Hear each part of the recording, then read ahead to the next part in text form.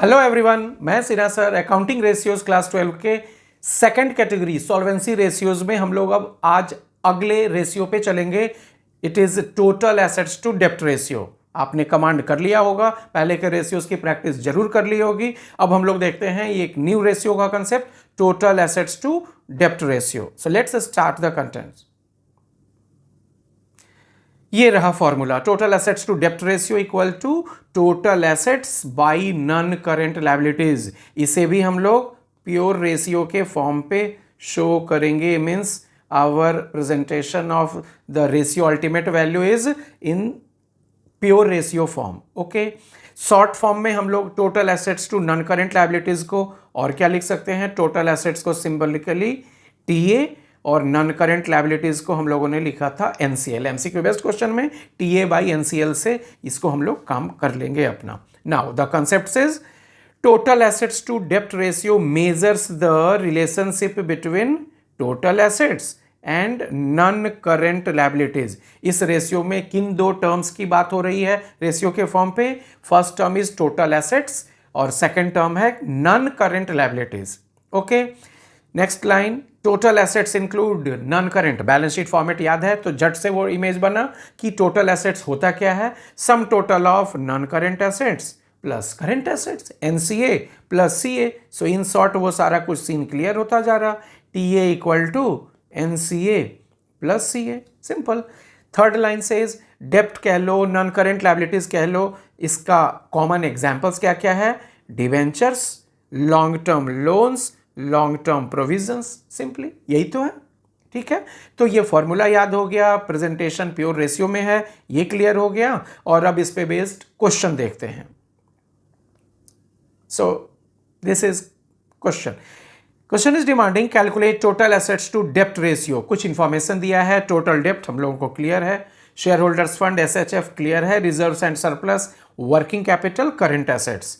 तो total assets to डेप्ट ratio का पहले फॉर्मूला दे दिया गया, total assets by non current liabilities. Half marks यहाँ पे आ गया। शॉर्ट फॉर्म में यदि लिखने हो मन में, टीए बाई एनसीएल। अब अपना पूरा कंसंट्रेशन टीए फाइंड आउट करने में और एनसीएल फाइंड आउट करने में लगाना है आपको, तभी तो फॉर्मूला में पुट करेंगे। दोनों में से कोई टर्म डायरेक्ट नहीं दिख रहा, वही आपको दिमाग लगाना है, कैसे बढ़ें। ये रहा स्टेप। पहला स्टेप जो यहाँ स्टार्ट करेंगे हम लोग, SHF share holder fund plus total डेप्ट टोटल लायबिलिटीज के बराबर होता है। ठीक है ना, पिछले वीडियोस में हम लोगों ने इस फॉर्मूला का यूज किया, वही यहाँ भी यूज हो रहा है। शेयर होल्डर फंड क्वेश्चन में दे दिया 16 लाख, टोटल डेप्ट भी ये रहा दे दिया 14 लाख। उन दोनों को ऐड करेंगे तो टोटल लायबिलिटीज आ जाएगा। और ठीक पिछली बार की तरह टोटल लायबिलिटीज टोटल एसेट्स आपस में हमेशा बराबर होते हैं, तो हम लोगों ने टोटल लायबिलिटीज के जगह पे प्लेस कर दिया total assets. Yes, it is allowed. अब यहाँ पे क्वेश्चन में एक गूगली डाला हुआ था, मिस्टेक कराने के लिए डाला हुआ था एक टर्म रिजर्व्स एंड सरप्लस। आपने देखा रिजर्व्स एंड सरप्लस का इस स्टेप में कहीं यूज नहीं होगा। क्यों? क्योंकि जब शेयर होल्डर्स फंड दे दिया तो reserves and surplus is already a part of share holder fund. Share holder fund के सब हेड्स कौन कौन से हैं? Share capital, reserves and surplus. Money received against share warrant की यहां जरूरत है नहीं, तो रिजर्व सरप्लस का अमाउंट तो उस 16 लाख शेयर होल्डर्स फंड में ऑलरेडी है ना, इसलिए उसका अब ऐड किया आपने तो गए काम से। उसको प्लांट ही इसलिए किया गया था यहाँ कि स्टूडेंट उसको भी हड़बड़ी में ऐड कर दे टोटल लायबिलिटीज के बंच में और रॉन्ग करा ले।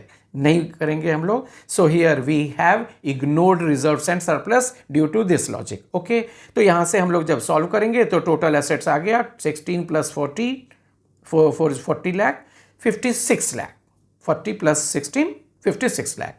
चलिए, न्यूमरेटर का काम तो हो गया। अब डिनोमिनेटर में चाहिए non current liabilities, direct non current liabilities दिख नहीं रहा, तो ये रहा वर्किंग कैपिटल। जब क्वेश्चन में दिया है तो उधर आपका हिंट पकड़ना है कि वो आखिर ऐसे तो नहीं दिया, सोचते हैं वहीं से शायद कुछ रास्ता निकले। हाँ, निकल रहा है। We know that working capital equal to current assets minus current liability. Yes, working capital का अमाउंट 12 लाख दे दिया, वो हम लोगों ने पुट कर लिया उसके नीचे। करंट एसेट्स का अमाउंट भी क्वेश्चन में दे दिया, वो भी पुट कर लिया उसके नीचे।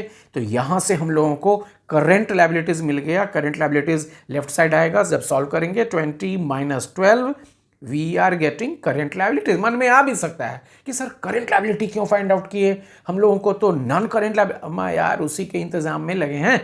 करेंट लायबिलिटीज आ गया।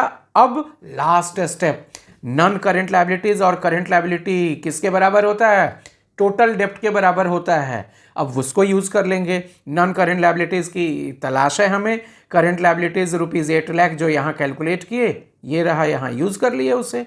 टोटल डेप्ट क्वेश्चन में डायरेक्ट गिवन था 40 lakh. So from here now we are able to get non current liabilities ₹32 lakh. तो न्यूमरेटर और डिनोमिनेटर दोनों का इंतजाम हो गया। न्यूमरेटर 56 लाख फॉर्मूला में पुट कर लिया, डिनोमिनेटर 32 लाख। जब आप इसे डिवाइड करोगे it is 1.75:1। So total assets to डेप्ट रेशियो का फाइनल रिजल्ट इस क्वेश्चन में 1.75:1। तो ये थोड़े टैक्टिकल क्वेश्चंस हैं, बट एकदम traditional question, straightforward question की आप उम्मीद भी ना करो। अभी के सिनेरियो में ऐसा ही टैक्टिकल क्वेश्चन आएंगे जो फर्स्ट लुक में ना तो आपको क्वेश्चन में न्यूमरेटर दिखेगा ना डिनोमिनेटर दिखेगा। हाँ, उसके इतने अलजेब्रिक तोड़ मरोड़ और फॉर्मूला के याद होने की एबिलिटी तो आप में होगी, तभी कुछ हो पाएगा। और वो प्रैक्टिस से होता है, सोचने की ज़्यादा टेंशन लेने की बात है नहीं। सबका होता है तो आपका भी होगा। जस्ट डेवलप योर कॉन्फिडेंस, सब हो जाएगा। ठीक है, ओके।